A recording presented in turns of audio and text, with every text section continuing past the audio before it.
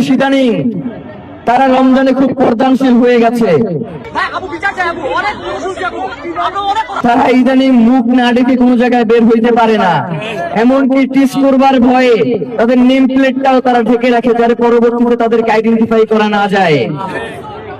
রমজানে তো আমরা পুলিশ পর্দানশীল হইতে বলি নাই, কিন্তু যেই পুলিশ জনগণের বিরুদ্ধে আচরণ করবে, জনগণের বিপক্ষে তার পেটোরা বাহিনীকে লেলিয়ে দিবে, আমরা বলতে চাই জুলাইকে তোমরা ভুলে যাইও না, জুলাইকে ভুলে যাইও না।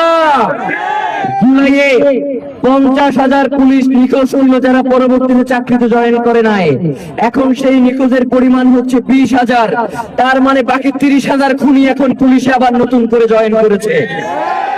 আমরা বিএনপি কে বলতে চাই, আপনারা বর্তমানে ক্ষমতায় রয়েছেন, এই পুলিশদেরকে নাগালের মধ্যে নিয়ে আসেন, তাদের হাত ছেড়ে দিয়েন না, তাহলে ওরা যেইভাবে হাসিনার যে অবস্থা করেছে আপনার সেই অবস্থা করে ছাড়বে।